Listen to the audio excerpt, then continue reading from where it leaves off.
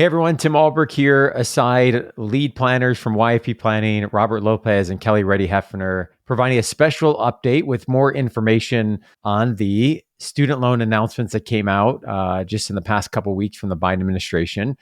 We certainly don't know everything yet in terms of all the information, how this is all going to play out. I think there's maybe just as many questions at this point as we have information that's available. But we know this is top of mind for many folks in our community and want to make sure we're providing some of the most up-to-date information. So we will be following up on our website, on our social media channels with more information as it becomes available.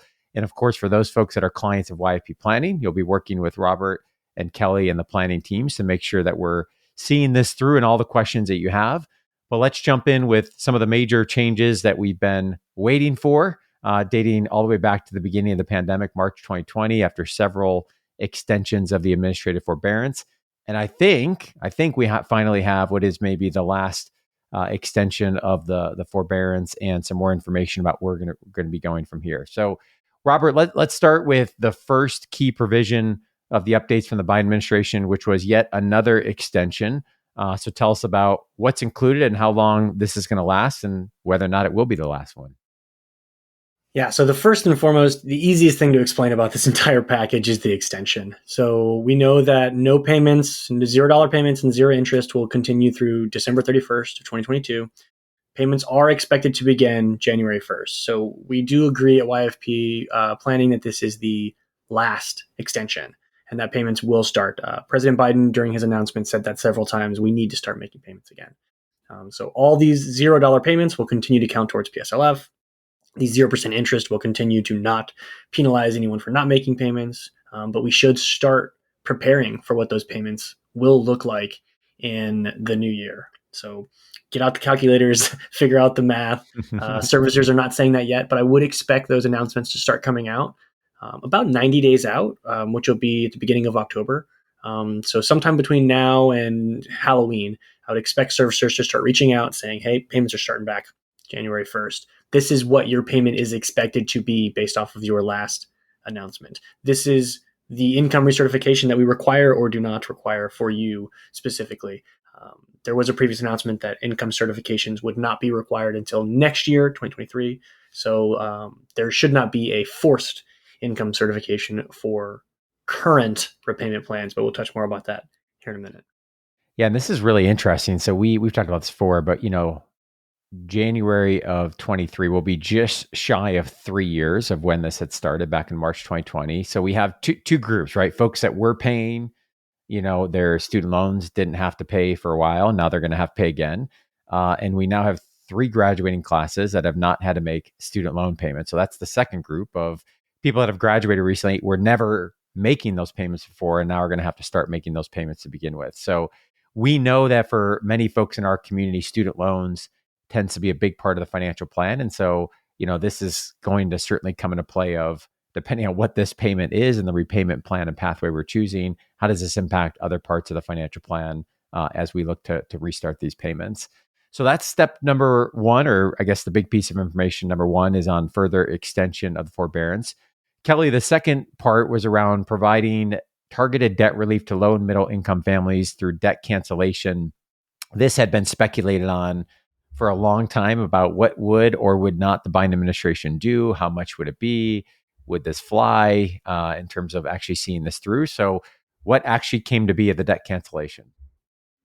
So the $10,000 amount had been discussed quite a bit. So that didn't seem super surprising, although that big decision, like would it or would it not happen, was a bit of a surprise that here we go, it is going to happen. So basically, there was $10,000 debt cancellation for borrowers who have less than $125,000 in AGI.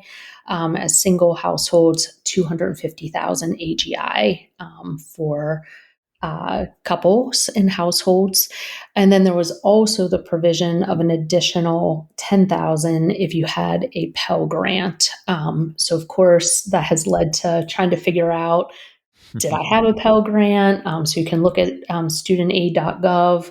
log in and take a look and see at My Aid if you did have one of those. And then certainly a lot of questions have arisen since that announcement, like how do you get the debt cancellation? How do you know you're eligible for it? Like, what's the process? So, some of the latest information looks like there will be an application to submit to get that debt cancellation and forgiveness. The form should be available in October, and some submissions are encouraged by November, mid November. So, early data in a recent article looked like 4 to 6 weeks for processing of those applications. They will be available for 1 year to apply and get that forgiveness. Looks like AGI will be from either 2020 or 2021. There has been some fluctuations in income over the last couple years, so I think that is meant to reflect those big shifts that have taken place. The application will be valid for undergrad, grad. One big thing I think is Parent Plus loans being included, direct loans, and then some FFEL will qualify, but not every FFEL loan, FFEL, is under a federal loan servicer. So if it is held by a private loan servicer, that's not an automatic qualification. So still some questions here as well. And then there's a whole build out for how that forgiveness will be applied to the student loan debt that a borrower has. Yeah, I don't know if the terms Pell grants ever ranked as high as they have on Google lately, right? I mean, everyone's running to see, do I have Pell grants? Do I have Pell grants? Am I going to get eligible for the 20? Kelly, one of the questions I know it's coming up a lot, and you already mentioned AGI, adjusted gross income from 2020 or 2021. Can you dig just a little bit deeper into that? Is it a choice? Is it, the IRS is looking at the most recent tax return? Is it my income that's been certified? Like what exactly is coming into play here? That is a very good question. And Robert, if you have some insights as well, please feel free to jump in. But right now, it looks like it is an or, that it may be a choice in what you can select. So the AGI number is on your tax return. I was trying to look it up really quick. I should have known, Tim, that you would ask me. But it is a specific item number on the 1040. And that is how they will use that number. So let's see here. 11.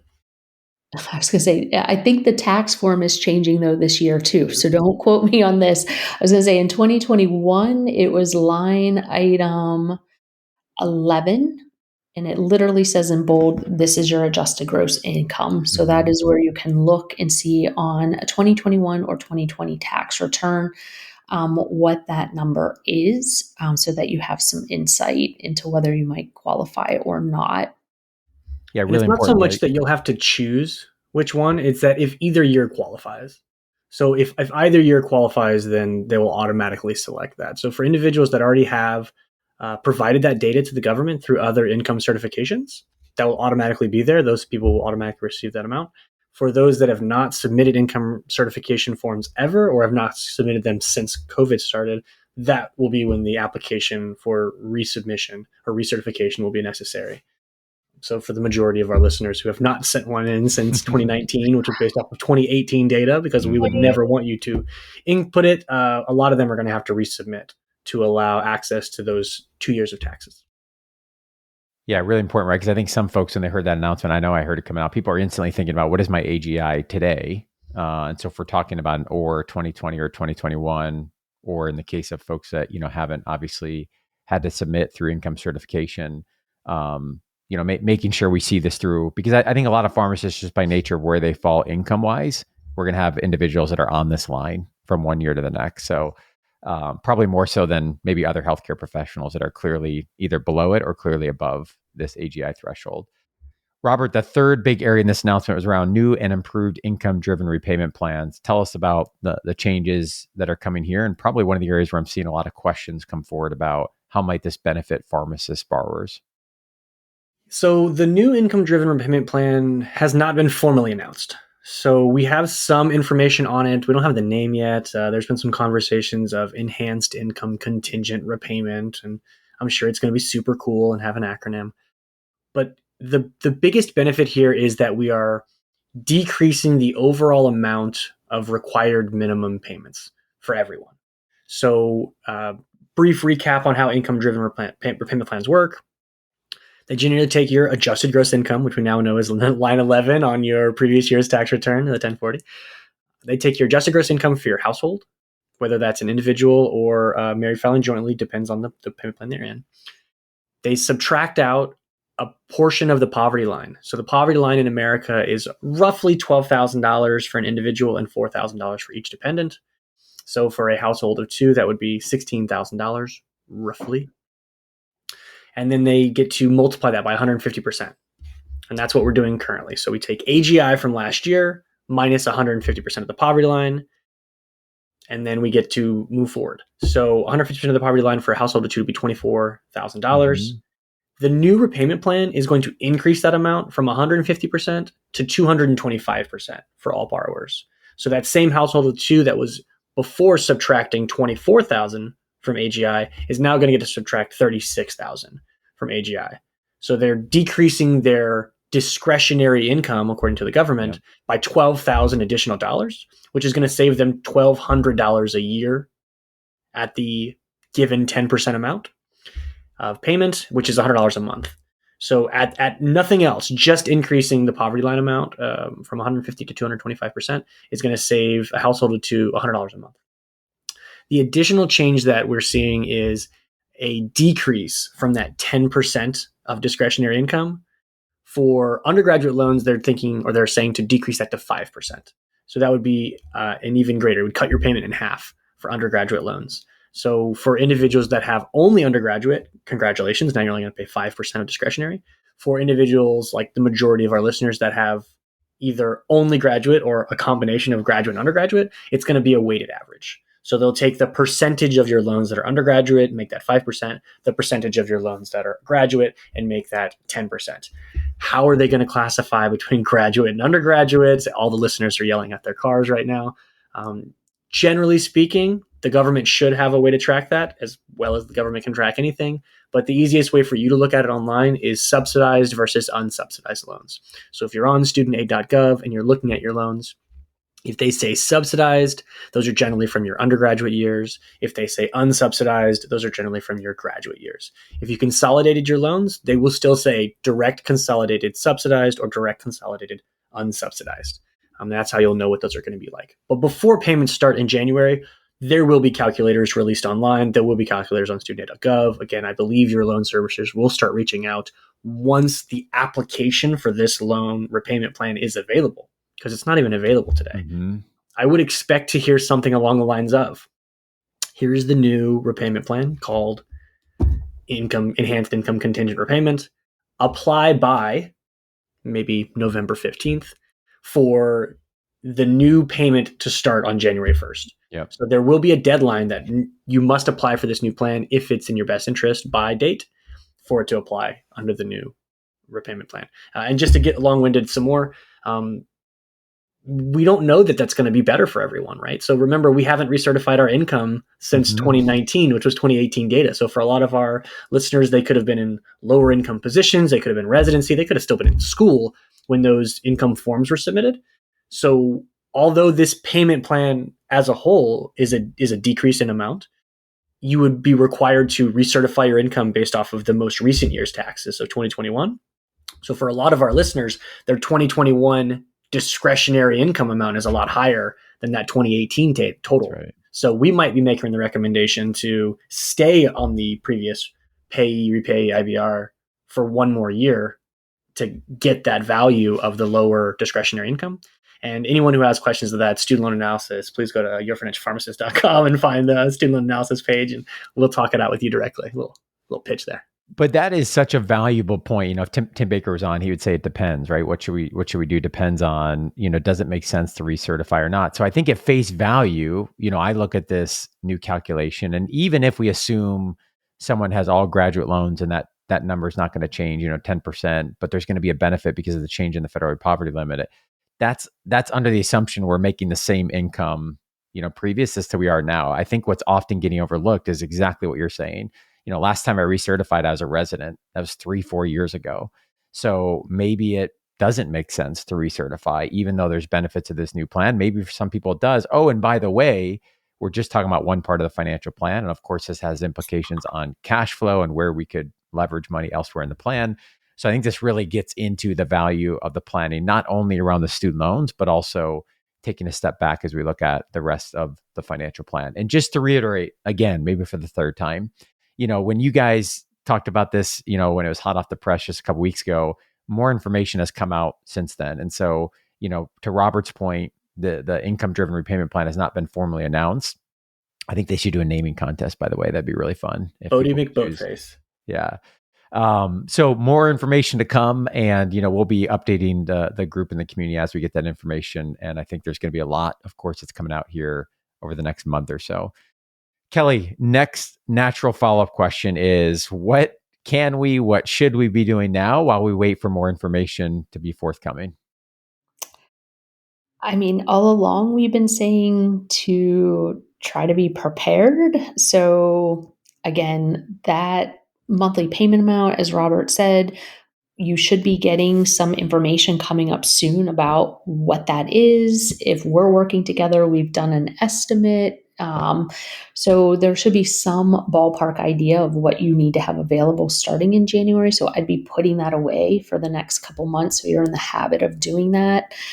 I'm sure everyone's jumping on website studentaid.gov and seeing, like, do I have a Pell Grant? Like, is the application up yet? So kind of staying in the know about when those pieces are available and where to look so that you can get your information completed, submitted in time. A little bit of patience as the Department of Education sorts through it. A lot of loan servicers have changed over the last year as well. So can you even log into your loan servicer? I would hope, especially for our PSLF folks, hopefully they're going to be able to get into that new loan servicer website. We have a lot of different pronunciations, Mohelo, whatever feels better and more comfortable as you log in and see the loan balance is probably applicable. But really just, go in, make sure the numbers match. Even one of the articles talked about making sure once the 10,000 or the 20,000 is canceled, like, check the balance, make sure that the new balance reflects that happened. Again, if you have questions, reaching out to Robert or myself and doing a student loan analysis to see, like, what those expected numbers might look like, the impact of a forgiveness amount. We don't have the formula yet for income-based repayment, the new Jazzy plan, but we can kind of talk through what some of those things look like and could, potentially look like and accomplish. Probably that last piece too is the temporary waiver for PSLF. Is scheduled to be in effect until October. There is some conversation about those changes staying in effect beyond October. We haven't seen official word on that yet, but I would say if you have not recertified your employment recently, I would go ahead and do that and make sure your cumulative count for PSLF picks up every possible payment that you could get. This is the time where you're most likely to get a yes from someone going through your accounts and seeing what payments you made. If you had made repayment in the wrong plan, if you had consolidated, if you were in the wrong loan type, these were all temporary waivers where the Department of Ed was giving credit for those. So this is the chance to recertify the employer, get as many of those cumulative payments as you can, and make sure, that you're in the best position to start the new year as possible. Yeah, great stuff, Robert and Kelly. There's a lot to unpack here, even some more questions that I suspect folks have as well. So feel free to send those questions over our way, info@yourfinancialpharmacist.com. If you're not yet a part of the YFP Facebook group, you can jump in there. There's lots of discussion in conversation going on about student loans there as well. And if you are a pharmacist, you have student loans, and you have not yet worked with Robert or Kelly one-on-one to do student loan analysis, now is the time to do that. It's a great window and opportunity to really be evaluating, what are the nuances here? How do we make sure we see this through? What questions we need to answer? And are we optimizing our student loan repayment strategy as well? And so more information on that student loan analysis service, yourfinancialpharmacist.com/SLA. You can get more information about pricing, scheduling, and working one-on-one with Robert or Kelly to work through your student loan. So thank you both so much. And to everyone listening, have a great rest of your week. As we conclude this week's podcast, an important reminder that the content on this show is provided to you for informational purposes only and is not intended to provide and should not be relied on for investment or any other advice. Information in the podcast and corresponding material should not be construed as a solicitation or offer to buy or sell any investment or related financial products. We urge listeners to consult with a financial advisor with respect to any investment. Furthermore, the information contained in our archived newsletters, blog posts, and podcasts is not updated and may not be accurate at the time you listen to it on the podcast. Opinions and analyses expressed herein are solely those of your financial pharmacist unless otherwise noted, and constitute judgments as of the dates published. Such information may contain forward-looking statements which are not intended to be guarantees of future events. Actual results could differ materially from those anticipated in the forward-looking statements. For more information, please visit yourfinancialpharmacist.com/disclaimer. Thank you again for your support of the Your Financial Pharmacist podcast. Have a great rest of your week.